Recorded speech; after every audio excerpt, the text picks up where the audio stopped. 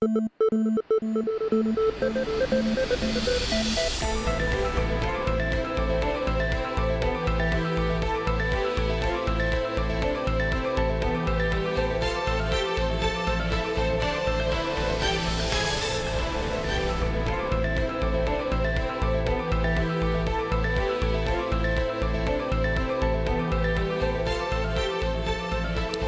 ¿qué tal? Muy buenas noches, un gusto saludarlos. Soy Pascal Beltrán del Río y les doy la bienvenida a una edición más de Círculo de Ideas. Me acompañan Martín Espinosa. ¿Qué tal, Pascal? A todos muy buenas noches. Ángel Verdugo. Buenas noches a todos. Humberto Musacchio. Buenas noches. José Luis Vargas. Hola, ¿qué tal? Y José Buendía. Hola, buenas noches a todos. A 11 días del inicio del Mundial de Fútbol de Brasil, las protestas en ese país por los gastos para organizarlo y en demanda de mejores servicios públicos, de educación, salud y transporte continúan a la orden del día en las ciudades sedes de la Copa. Las protestas con piedras, palos y botellas ahora pues son incluso contra la selección brasileña, cuyos jugadores son abucheados. La presencia de los grupos antimundial ha obligado a las autoridades a reforzar las medidas de seguridad ante los riesgos de boicotear la justa, incluso con amenazas de impedir algunos partidos. Quienes protestan son los sindicatos, los indígenas, los trabajadores del transporte, la salud, la educación, los grafiteros, los estudiantes, quienes se les señala como vándalos y saboteadores desde el gobierno. ¿Está en riesgo el Mundial? ¿Qué señal envían las protestas y la represión? ¿Qué se está jugando la presidenta Dilma Rousseff? ¿Qué cambió en Brasil desde que ese país fue elegido para organizar el Mundial hasta el día de hoy? ¿Está vinculada la próxima elección o reelección con el Mundial? Pepe, buen día. Comenzamos contigo. Bueno, pues por lo pronto las perspectivas es que las protestas que se han venido sucediendo desde 2013, cuando alcanzaron su pico más alto, ustedes recordarán, continúen en los próximos días y se instalen alrededor del Mundial. Y por supuesto, el primer apunte obvio es eso es un impacto fuerte para la imagen de Brasil. Pero antes de entrar a los temas que seguramente nos vamos a ir desplegando en el programa sobre la gobernabilidad, el conflicto, la protesta, me gustaría recordar y compartir con ustedes.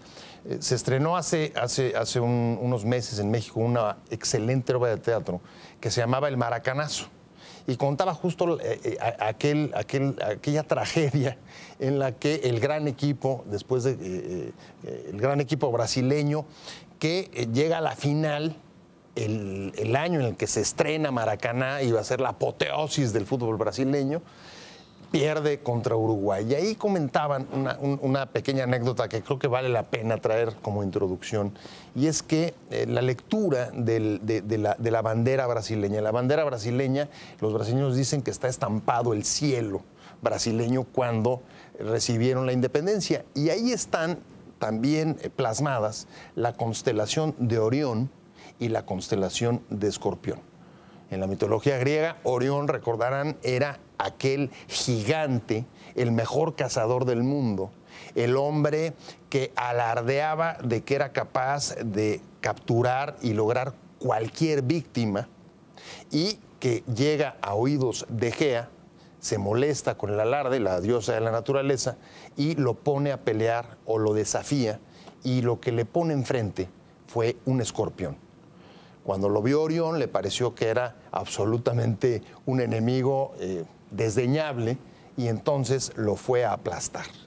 Y al aplastarlo, por supuesto, murió el escorpión, pero también murió Orión. Y no sé si pudiéramos extraer algunos simbolismos de ahí, pero el gigante brasileño, el gigante latinoamericano, el país que hasta hace poco encabezaba, digamos, esa mirada de futuro, las esperanzas puestas, es casi un continente. Ellos mismos se saben en parte como unos gigantes, los gigantes latinoamericanos, pues parece que están tropezando otra vez con un pequeño escorpión que cada vez pica más fuerte, pero que está siendo suficiente como para derribar la imagen del país del futuro que tiene Brasil casi desde su nacimiento y que cíclicamente pareciera recuperar esa imagen. Y yo no sé si a ratos pareciera que están cansados de ser del país del futuro y en tener que enfrentar pues protestas que están digamos, afectando no solamente el curso del Mundial, sino trasladando una imagen que es totalmente distinta a la que teníamos cuando el país y, por ejemplo, su empresa capitana, Petrobras, era ejemplo y referente de lo que teníamos que hacer el resto de los latinoamericanos. Ángel Verdugo, retomo esta última parte de la introducción de Pepe. ¿Cuándo le otorgaron la Copa del Mundo y los Juegos Olímpicos? Porque no hay que olvidar eso, a Río de Janeiro. Pues Brasil gozaba de una imagen increíble a nivel internacional. Era efectivamente, como dice Pepe, señalado como el ejemplo, incluso en el exceso. Hubo quien dijo aquí, por supuesto no en serio, pero aspirando a eso, que Luis Ignacio Lula da Silva, al haber terminado sus dos periodos en Brasil, pues debería venirse a gobernar aquí a México porque él sí sabía cómo hacerlo. Y de repente todo se derrumba en Brasil, Ángel. ¿Cómo lo ves? Yo creo, primeramente, yo creo que no fue de repente el derrumbe, ¿no? Creo que eso es lo que valdría la pena señalar. Empezó a incubarse tiempo atrás. Exactamente. O sea, en economía, como en la vida, en todas sus facetas, nada ocurre por generación espontánea o por casualidad. Es decir, particularmente en un país como Brasil, con los antecedentes del presidente da Silva y anteriormente Enrique Cardoso, que fue su antecesor, para ubicarnos en ese cambio hacia políticas de apertura económica, reducción del tamaño del Estado, etcétera. Yo creo que la explicación primaria o la primera que se daría en torno a ese éxito, entre comillas, de Brasil, se debe a lo que muchos analistas comentaban y además recomendaban para México, un buen marketing. Dicen que en ese sentido Brasil llegó a niveles de excelsitud para venderse fuera de Brasil y que México mantenía prácticas, en primer lugar, un rechazo a realizar campañas de marketing. Recordemos las críticas a Carlos Salinas durante el cabildeo para la aprobación en el Tratado de Libre Comercio, aquella campaña de lobismo que se pagó y hubo críticas de todo tipo. Yo creo que ese sería el primer elemento, que fue mucho de oropel, tomando en cuenta este prestigio como potencia futbolística, bien ganado por lo demás este prestigio de Brasil. El otro problema o el otro elemento que explicaría este derrumbe aparente, que fue así un cerillazo o de repente, es no olvidar que el presidente da Silva al final de cuentas es un hombre forjado en las peores tradiciones caciquiles de la izquierda latinoamericana, el Salvador, el Mesías, cuando en realidad lo que hizo fue montarse en la ola de las reformas y de la gobernación de Enrique Cardoso. Recordemos que antes de tomar posesión hubo un gran problema en términos de presión de los mercados que lo llevó a él incluso a reunirse con operadores de fondos de inversión en Nueva York y dijo: no, señores, vamos a seguir con la misma política, y a partir de ahí él empieza a aplicar una serie de medidas que reforzaron las políticas de apertura y de modernización vis a vis una economía de mercado de Enrique Cardoso. Y al final, después de 8 años en la gobernación, ¿qué es lo que sucede? Que esa vena caciquil del dirigente político de izquierda triunfa y pone a una persona que en primer lugar creyó que la podría manejar, o sea, ese es el elemento, que era él fue su mentor, quien la cuidó, quien la dirigió, vamos a decirlo, en los puestos que la tuvo en el gabinete con él, la arropó, y lo primero que hizo fue lanzarse en contra de aquellos operadores políticos que utilizaron la corrupción a niveles impensables. Porque Mensalao. Efectivamente, ¿no? Porque recordemos que el Congreso brasileño es un abanico de 16, 18 partidos donde hay que negociar con cada uno para literalmente comprar los votos, lo cual los operadores políticos del señor da Silva hicieron muy bien. Dilma Rousseff, la señora Rousseff, en vez de reconocer cómo había llegado y buscar una forma más civilizada políticamente hablando de deshacerse de estos, lanzó toda la caballería judicial y eso le generó, incluso en el mismo Partido de los Trabajadores, un rechazo a esa conducta política. Hoy, por ejemplo, en estas protestas que señalaba Pepe y que comentábamos fuera del aire, es resultado de esa manipulación, del coraje de los grupos políticos organizados o no, en contra de algunas de las medidas que ella ha adoptado y que continúa aplicando.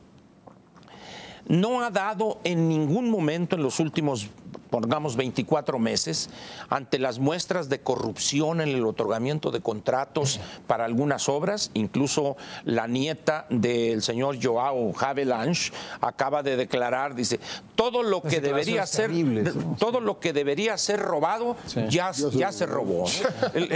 La corrupción. Miremos hacia adelante. Veamos hacia adelante, porque todo lo que iban a robar ya lo robaron. Eso me recuerda a algo en este país, ¿no? Algunas veces, pero creo que todavía falta un poco aquí, ¿no? Entonces, esto da una idea del descontrol producto de una falta de liderazgo.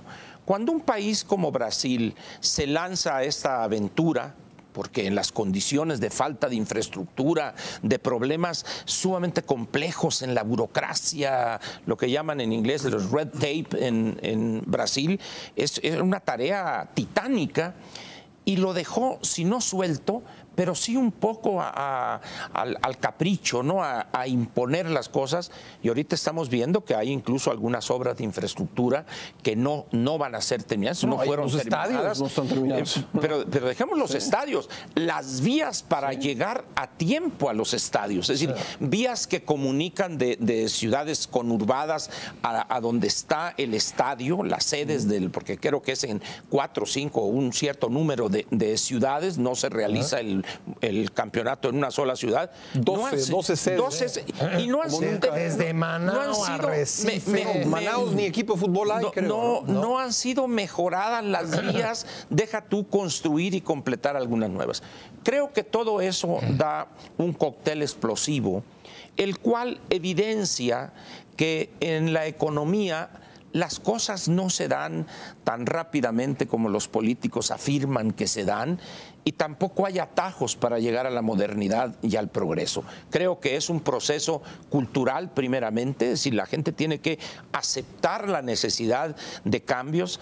Si quieres obtener resultados diferentes, como diría Einstein, tienes también que hacer las cosas de manera diferente. De otra manera, los resultados ahí los estamos viendo. Gracias, Ángel. Martín, quienes estamos aquí en la mesa, a lo mejor nos acordamos, bueno, cada quien de una cifra diferente de mundiales, pero en mi caso yo no recuerdo que en los 15 días previos a una Copa del Mundo haya este clima tan crispado por un lado y sombrío por otro en lo futbolístico, en lo que se espera de este acontecimiento deportivo. ¿Crees que la nota se convierta en lo que está más allá del fútbol? Sí, indudablemente. En la cobertura de Brasil. Indudablemente lo que está llamando la atención, y creo que se va a recrudecer y se va a agudizar cuando esto comience a partir cuando empiece a rodar del próximo 12 de junio. Y hay que recordar que esto es un mes, termina el 13 de julio, tengo entendido, la final.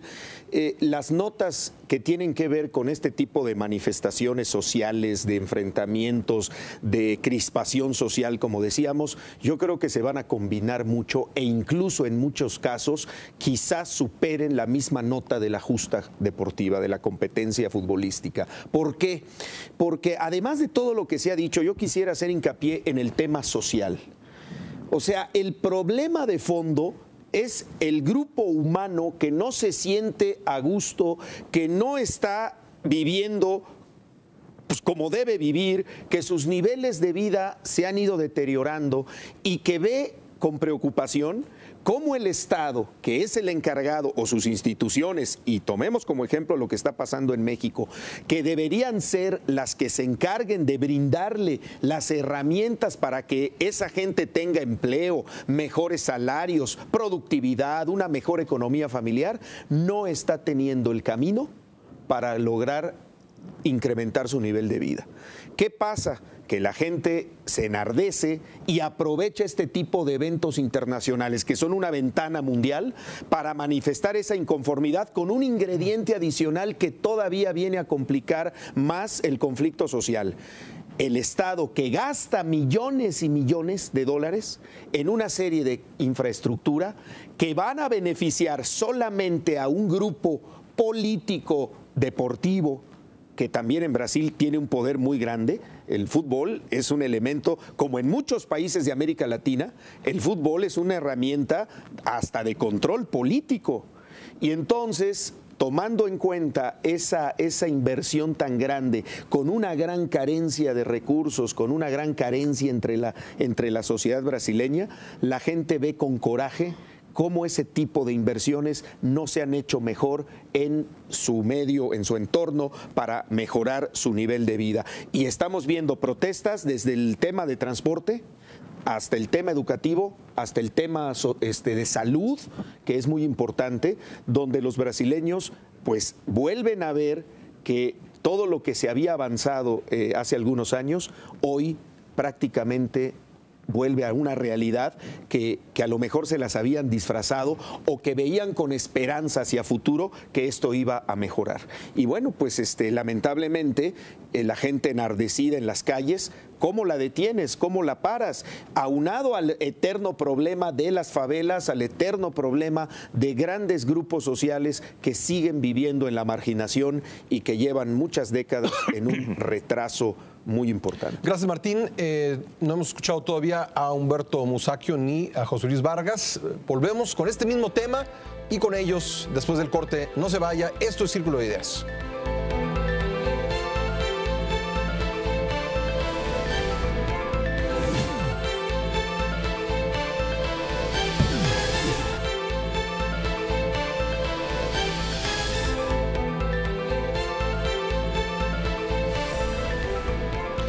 Regresamos a Círculo de Ideas. Estamos hablando pues de la próxima Copa del Mundo de Fútbol en Brasil, pero sobre todo lo que está ocurriendo en torno de la Copa del Mundo. Antes del corte comentaba yo que yo no recuerdo ningún mundial de fútbol de los que me ha tocado vivir donde se haya vivido este ambiente. Y miren ustedes que México 86, la situación económica era muy compleja en este país y todos, bueno, quienes vivimos ese mundial lo recordamos, pues inmediatamente tenemos en la memoria el abucheo al presidente Miguel de la Madrid en la inauguración de la Copa del Mundo de 86. Humberto Musacchio, ¿cómo ves tú las cosas? ¿Ves posible que pudiéramos escuchar un abucheo similar a la hora de que se inaugure el Mundial para el gobierno, para las autoridades brasileñas? Yo me temo lo peor, pero quisiera insistir en que el fútbol es uno de los grandes negocios contemporáneos. Hay demasiados intereses metidos en esto, de todo el mundo, ¿eh? El fútbol es también un factor político de primer orden en el mundo contemporáneo.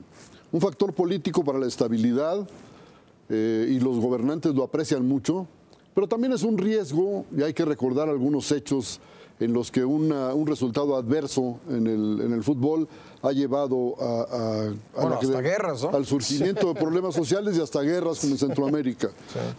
Sí. Pero el asunto es ese, que en este contexto, lo que está ocurriendo en Brasil me parece que además es muy semejante a lo que pasó en México en 68. Una sociedad que venía con altas tasas de crecimiento desde varios años antes, de repente muestra que está inconforme, porque los movimientos sociales importantes por lo general, no me atrevería a hacer una afirmación absoluta, los movimientos sociales por lo general se producen cuando las sociedades han mejorado su nivel de vida, por una razón elemental, porque la gente ya no tiene que andar corriendo las 24 horas del día tras del bolillo, la tortilla, y tiene más tiempo para pensar en sus intereses de clase, de grupo, nacionales, etcétera. Es lo que está sucediendo en Brasil, como lo que sucedió en México, como lo que sucedió en China, que mencionaba antes de salir al aire Ángel. Antes de un gran acontecimiento deportivo se pueden presentar hechos políticos tremendos, ¿eh? Lo de Tiananmen es un caso, el 68 mexicano ni se diga, Y ahora en Brasil yo me temo que van a aplicar una política dura para contener los movimientos sociales. Y una política dura que puede significar muertos, porque el negocio no se puede parar. Están metidas tantas manos, tantos intereses, tantos países en ese negocio que no lo pueden parar. Ahora, esto de poner la ilusión de México en la conquista de la Copa, no me parece mal. No me gusta que el jefe de Estado sea el que lo diga. Me parece que eso queda para el aficionado de la tribuna, en fin. Pero es una apuesta política muy riesgosa, porque si le va muy mal al equipo mexicano, le va a ir muy mal al gobierno mexicano que apostó por él. Y si le va muy bien, cosa que dudo, pues felicidades. José Luis Vargas, cuando estalló el escándalo de espionaje por parte de la Agencia Nacional de Seguridad de Estados Unidos, espionaje contra jefes de Estado, Dilma Rousseff corrió a Nueva York, protestó airadamente en contra del espionaje y pues hay quien dice en Brasil que esto le sirvió para tratar de remontar algunos puntos de popularidad, porque la mala imagen de Dilma Rousseff viene de tiempo atrás, no es algo nuevo. Sí. Ahora nos enteramos que, si la información es correcta, que el gobierno brasileño está ejerciendo el espionaje contra sus ciudadanos para detener a los líderes de los principales movimientos de protesta, tenerlos encerrados mientras dura el Mundial. Hay una evidente contradicción ahí. Bueno, a ver, yo creo que son dos aspectos. No dudo de esta parte de manejo político de la señora, pero creo que lo escandalizante de ese asunto pues era que un gobierno extranjero espíe a ciertos jefes de Estado, ¿no? Que, es decir, en el mundo del espionaje y de la inteligencia, todos sabemos que todo Estado tiene su aparato de inteligencia y que se sirve, entre otras cosas, para contener... Pero hay que tener cierta congruencia, ¿no? Sí, pero digamos, a ver, es parte del aparato del Estado, creo yo, contar con servicios de inteligencia, y parte de ese enfoque de los servicios de inteligencia está destinado al control de movimientos sociales y de grupos subversivos. Creo que ese es un ABC en todas las realidades o en casi todos los países medianamente serios. Ahora, y en los no tan serios también, porque también se usa de manera nociva y lesiva en contra de la ciudadanía. Y creo que, pues, evidentemente la señora fue a rasgarse las vestiduras a Nueva York, pues tampoco le hicieron mucho caso, es decir, tampoco creo que puso a temblar a los norteamericanos, y evidentemente ese tipo de reacciones de encender el nacionalismo, pues normalmente tienen efectos positivos en la población. Ahora, tratando un poquito de rescatar lo que aquí se dijo, excepto lo de Oriol y el cangrejo, iba a decir yo, pero bueno, no les gusta la mitología, que no lo entendí tanto, pero todo lo demás más o menos lo entendí. Ahorita te lo explico otra vez. Lo que yo alcanzo a percibir es, a ver, me parece que lo que se acaba de decir es cierto. Es decir, el fútbol, además de otras cosas, sirve para un manejo político que en este caso normalmente se utiliza de manera positiva. Es de extrañar que en el caso de Brasil y de la presidenta Rousseff no lo haya utilizado de manera positiva, o no le haya salido esa utilización. Además, siendo Brasil un país que vive del fútbol, es decir, todo niño de 3 años trae un balón entre los pies, y son verdaderamente aficiones serias. Que me parece que evidentemente lo que aquí se acaba de decir, el descontento social es tan grande que pues ya ni siquiera con eso alcanza. Sin embargo, yo creo que para el fútbol, para el momento del Mundial, creo que desde mi punto de vista van a disminuir, porque la gente también lo que busca es una ilusión en la vida, y en este caso, en el momento en que den el silbatazo, mucha gente creo que se va a concentrar en eso. Hay un descontento además, que es que en todas esas ciudades donde hay sede de partidos, los precios para la población brasileña se fueron al doble o al triple. Entonces eso a la gente lo tiene verdaderamente furiosa, y ahí creo que hay un tema bien importante, que es el fútbol, y yo creo que quien inventó la FIFA y estas organizaciones son unos genios porque es de los mayores negocios que puede haber en la humanidad. Es decir, ¿por qué? Porque además es un negocio que la inversión es mínima, es decir, más allá, los estadios los paga alguien más, los jugadores los contrata alguien más, y esto es una marca que genera unos réditos impresionantes. Entonces, un mundial es un gran negocio, cada X tiempo es un gran negocio, que desafortunadamente la población solo lo ve pasar, es decir, no reditúa en beneficios sociales que la gente diga, bueno, pasó por aquí el mundial y pues nos dejaron, a lo mejor dejan un poquito mejor las calles y una pintadita para los... Pues en Sudáfrica no tanto, ¿eh? Pues sí, pero a lo que voy, no dejan inversión real, no dejan no hay algo que a la gente le reditúe, lo cual tendríamos que pensar si no tendría que ser una condición para la FIFA, cada que se organice un mundial, decir voy a invertir en el país en algo concreto, ¿no? Pero luego más bien es al revés, los países se pelean la sede. Pues porque es por eso el aspecto porque hay un interés político. Lo que señalaba imagen. Sí. Imagen. Claro. Y más bien yo no siento que la FIFA se sienta realmente responsable con el país sede, más bien el país sede es el que se siente responsable, ¿no? Pues porque sí genera, yo creo, un turismo, ¿no? Sí. Momentáneo, que pues evidentemente al Estado le trae recursos, pero yo insisto, una cosa es lo que ingresa a las arcas del Estado y otra es lo que la población recibe en concreto. Y me parece que ahí hay un gran déficit que tendría que haber un distinto arreglo para poder, pues para que la gente dijera, bueno, viene el fútbol, vienen los turistas, todos tenemos algún tipo de interés económico para que esté aquí el fútbol y por lo tanto, pues que genere un beneficio mayor, ¿no? Ángel. Yo creo que aquí hay tantas aristas tiene esta cuestión del fútbol y el papel de la economía, FIFA, la política, la economía, el fútbol, la política, el desarrollo social. Es decir, sí. que sería difícil agotarlo en un programa. Pero yo quiero tomar algo que señaló Humberto en relación con lo que pasó aquí el 68 como símil de lo que está pasando en Brasil.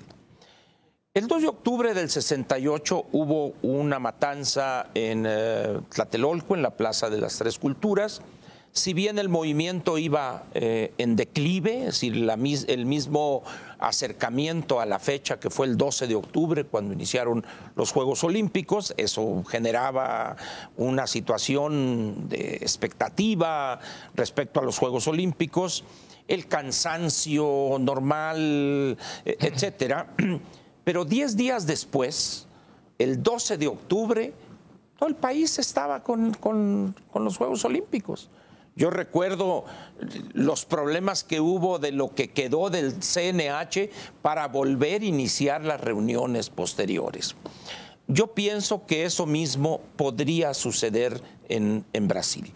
Como dice José Luis, en el momento en que, como dirían los clásicos, que el árbitro pite, en ese momento se olvidan. El mundo será un balón. Entonces, sin embargo, creo yo que se está exagerando esta situación de Brasil en lo que se refiere a sus capacidades económicas. Yo creo que una vez que pase esto del fútbol o de este campeonato, pues quedará el problema para las finanzas públicas, 17 mil millones de dólares. Gastados. Es la celebración deportiva, si se le puede llamar así, más onerosa y que ha sido una inversión 100% inversión pública, no como en otros países. Quedará ahí un huequito. Sin embargo, Brasil tiene reservas indiscutibles y volumen de comercio para sufragar eso sin problemas. Yo insisto en que mucho de esto que se está viendo en cuanto a protestas tiene un origen más bien de cobro de facturas políticas a la pésima gobernación de la señora Rousseff. Que no lo hemos dicho, pero busca la reelección en octubre. Así, efectivamente, ¿no? Entonces, yo creo que hay un gran descontento de parte, como dije en mi primera intervención, de su partido, el Partido de los Trabajadores. Ya se habla de la intención del expresidente Da Silva de volverse a postular, porque de alguna manera él dejó algo que consideró su legado, y está viendo que en menos de 3, 4 años está por los suelos. Entonces dice, ¿cómo es posible? Mi cáncer ya lo resolví, el problema, ya probé las mieles de andar siendo consultor para grandes empresarios privados, de tal manera que estoy listo. Entonces yo siento que algo podríamos ver en ese sentido. Y creo yo que Brasil tiene un potencial enorme. Esperar que todos los problemas de este país se resolvieran en un periodo tan corto de éxito. Y también vale la pena recordar que mucho del éxito en lo que se refiere a ingresos del país y a la mejoría se debió a esos años cuando las materias primas estuvieron disparados en cuanto al precio. Commodities. Así es, cuando los commodities eran prácticamente los nuevos brillantes, diamantes, es decir, llega un momento en que hay se aligera, vamos a decir, el ritmo de crecimiento de la economía china, la demanda por ciertos productos donde Brasil tiene una gran presencia y evidentemente eso le impacta. Y eso evidentemente se está viendo. Si tú tienes a 30, 40 millones de personas que le estás dando cierto tipo de subvenciones en efectivo y de repente los ingresos bajan, pues tienes evidentemente pasó con Venezuela, ¿no? Efectivamente. Entonces, pero yo creo que tiene los recursos. Brasil es un país, no olvidemos, de 200 millones de habitantes, una cantidad de recursos en el sector primario increíble. Es decir, Brasil tiene en términos de explotación agrícola prácticamente 4 veces lo que ha explotado todavía. Es decir, será Brasil en los próximos 20 o 30 años, cuando menos, una de las grandes reservas en cuanto a granos se refiere para el mundo y también productos cárnicos. Gracias, Ángel. Pepe. Tú mencionabas hace un momento, Pascal, que no recordabas un mundial en que hubiera habido tal grado de malestar y de bajas perspectivas, ¿no? Y la verdad es que sí, parece un asunto trágico que habría que ir como más a fondo, ¿no? En el país de la samba y del fútbol, de repente los grandes astros, los gigantes del fútbol mundial están jugando contra la calle, que es de donde salieron, de las playas, de la calle donde se formaban, donde llegaban a ser las grandes estrellas. Yo creo que eso da una medida de que el asunto o puede ser mucho más complejo que solo, como dice Ángel, un asunto de imagen o de ajustes políticos o de rechazo al gobierno de Dilma. Y ahí estaría mucho más sobre la tesis de Humberto, en el sentido de que, en efecto, los crecimientos brasileños fueron reales. El incremento de los ingresos de los brasileños también fueron reales. Y hoy tienes una playa de grupos tan diversos que están protestando, que parece que es un asunto mucho más complejo que solamente el enojo de los clientelas del Partido del Trabajo. Están desde 2013 movimientos interesantes, raros, extraños, complicados de jóvenes como Black Bloc.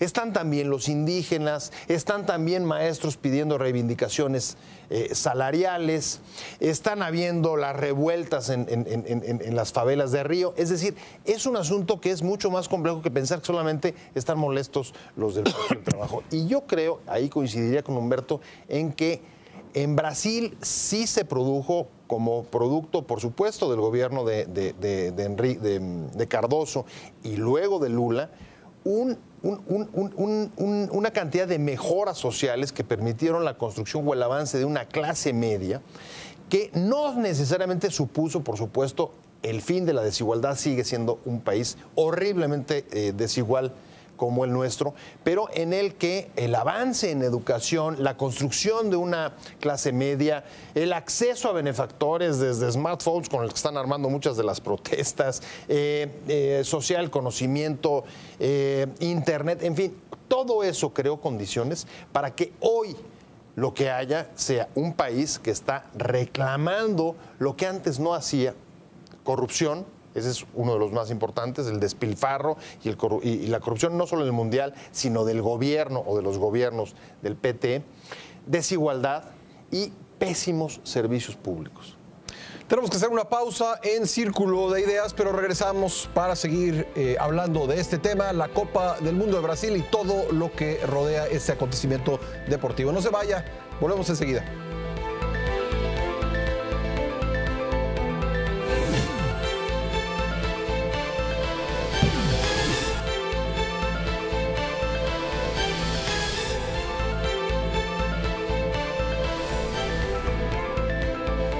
Regresamos a Círculo de Ideas. Martín Espinosa.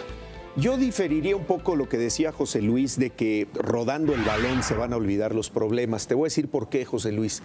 Hoy siento que la conciencia de quienes están participando, los liderazgos que están en la sociedad, están mucho menos politizados hacia el fútbol en este momento crucial del que viene el Mundial. Y existe más esta efervescencia de que ya no es tan fácil darle a la gente la medicina del fútbol en un país futbolístico por excelencia como es Brasil, ante el cúmulo de problemas que los propios brasileños están enfrentando. O sea, yo creo que ya la situación está rebasada. Dilma está rebasada por una situación social que amenaza incluso con la posibilidad de la reelección en un tiempo breve. Yo no creo que esto vaya a aplacarse comenzando el Mundial.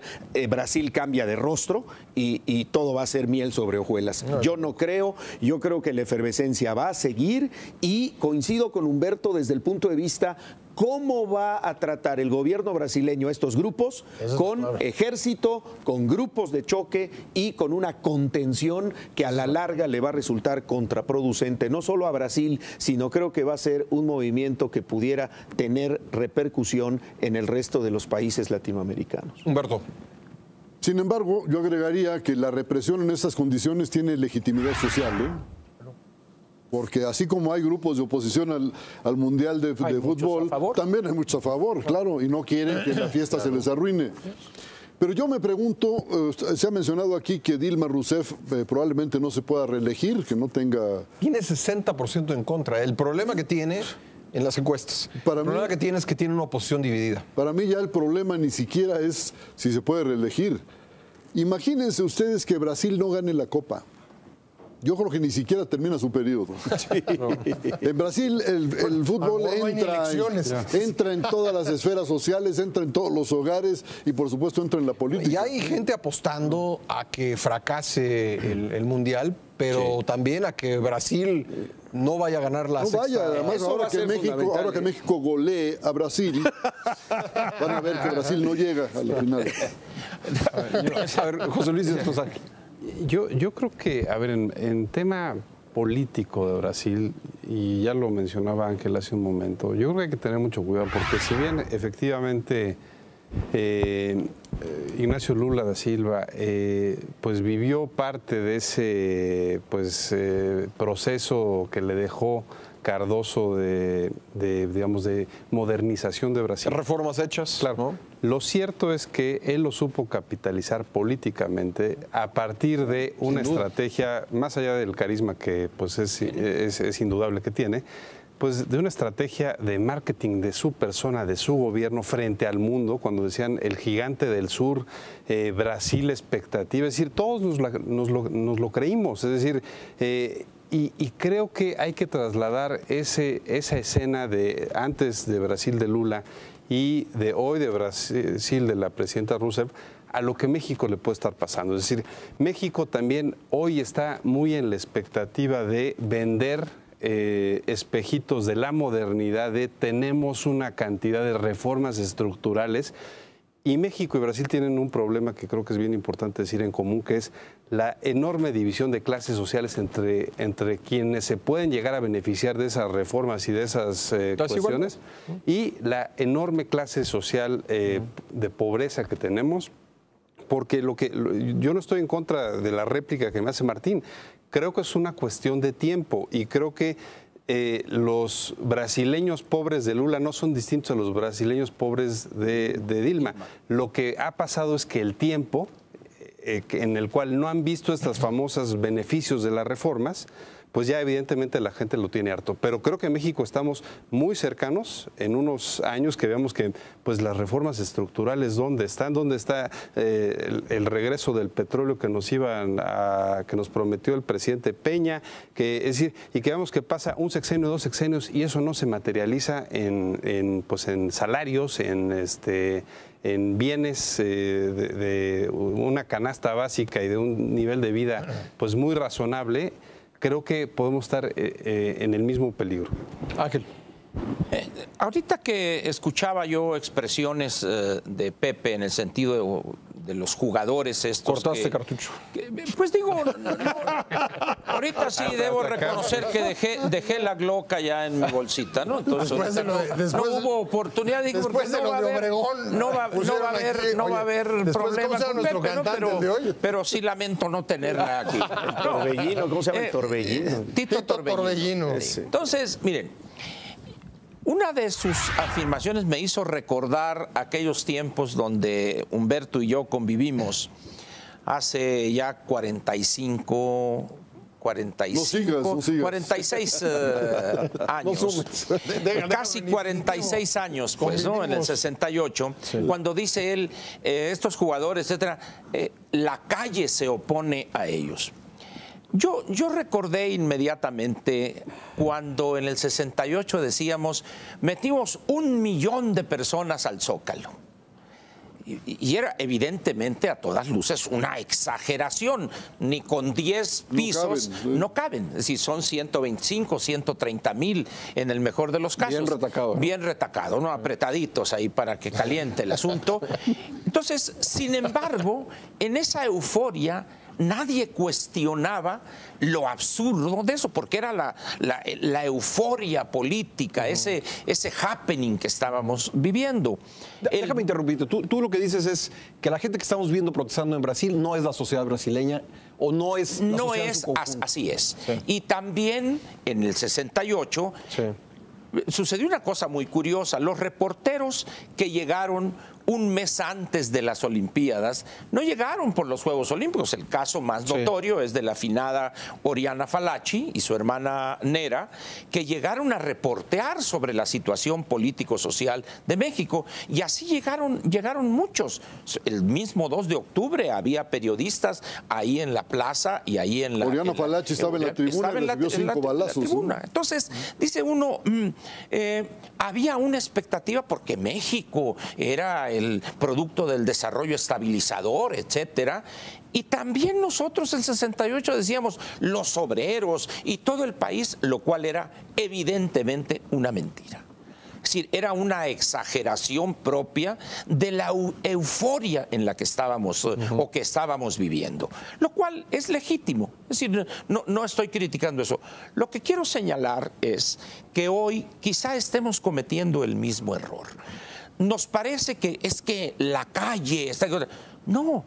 Si nosotros analizamos con objetividad los reportes de la prensa, encontraremos que está perfectamente ubicada en un número pequeño de ciudades. Si bien hay grupos muy diversos, pero al final de cuentas la sociedad brasileña, y aquí no olvidemos un detalle, Brasil es un país de 200 millones de habitantes, de tal manera que lo que hemos visto es una como diría el clásico, es una minoría muy menor, pues, ¿no? Entonces, el clásico lo diría, no yo, ¿no? Ese pleonasmo no me lo adjudiquen a mí. Ahora, sí es más diversa la protesta que México 68, ¿no? Evidentemente, porque estamos hablando en primer lugar de dos épocas diferentes, o sea, en tiempo y espacio hay diferencias insalvables, pero en este caso yo insisto en mi hipótesis.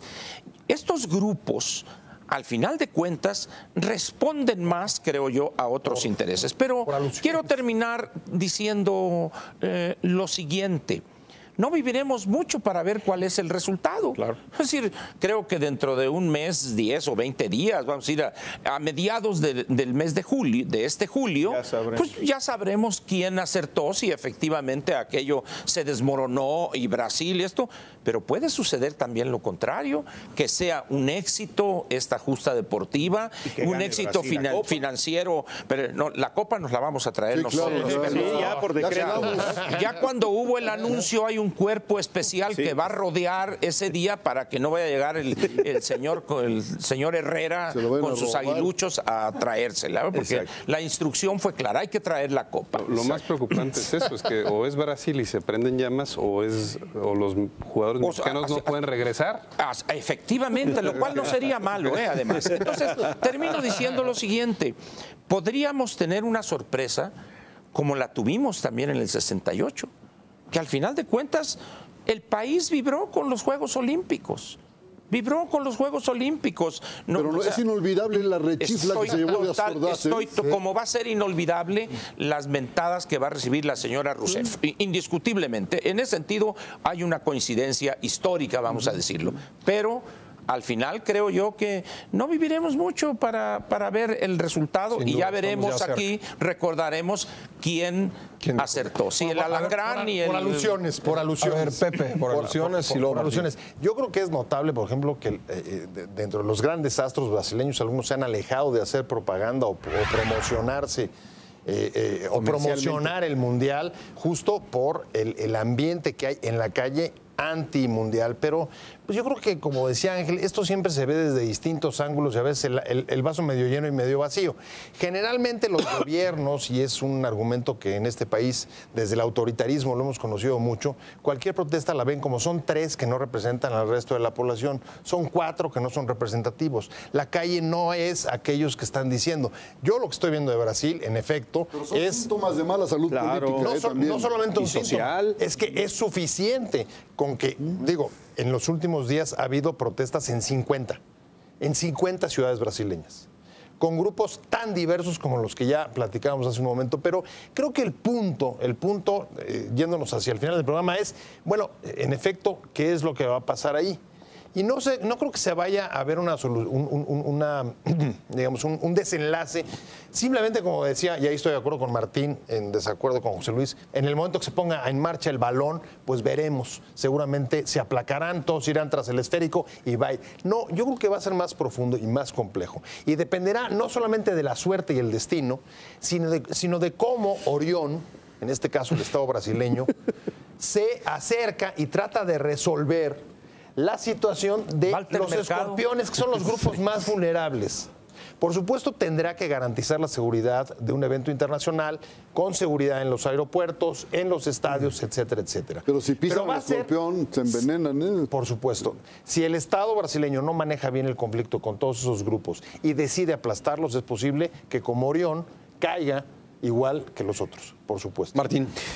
Yo creo, y no se trata, Ángel, de hacer apuestas a ver quién tuvo la razón. Yo sí le puse una lana a México. ¿Cuántos muertos va a dejar la Copa del Mundo? Ojalá que ninguno. Ojalá que no pase eso. Que no. Pero lo que sí estoy seguro, y ahí creo que puede haber coincidencias, es que va a ser un momento importante en la vida de los brasileños, esto que estamos viendo. O sea, socialmente va a tener repercusiones, querámoslo o no. Ya las tuvo, ¿no? De hecho, las está teniendo. La marca de la que hablábamos ya no está muy abollada. Muy abollada. Las está teniendo y yo creo que eso va a obligar, Humberto, a replantear a estos grupos económicos muy fuertes.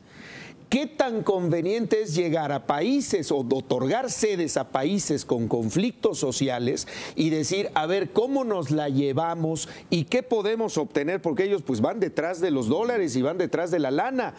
Pero, ¿qué tan riesgoso es también para esos intereses y esos capitales internacionales que se mueven alrededor del fútbol, que son muchísimos? Los contratos son verdaderamente impresionantes. Tú ves lo que gana un jugador en Europa, Cristiano Ronaldo, Neymar, o sea, y cómo la sociedad los observa, y por un lado son ídolos para una sociedad necesitada de este tipo de cosas, pero también son un referente para decir, hay una gran distancia entre la gente que realmente está en situaciones sociales difíciles y aquellos grupos privilegiados que ganan millones y millones de euros y que la gente pues no puede ver con satisfacción que su nivel de vida cada día esté más alejado de este pequeño grupo de privilegiados. José Luis. Yo no me atrevería como Pepe a jugarle a la ciencia, a la adivinanza, porque pues no sé qué va a pasar a partir de que suene el silbato. Va a ganar México. Lo que sí sé es que en la historia, Pepe, justo dije que yo no iba a eso. En la historia no ha habido un mundial en el cual al mismo tiempo que haya mundial haya eso sí es un hecho, tanquetas y haya esa revuelta de la que ustedes están hablando. Me parece que ahorita, además, respecto a otros mundiales en la historia, hay un factor adicional que es las redes sociales y toda esta capacidad de alebrestar a los inconformes o articularlo. Sí.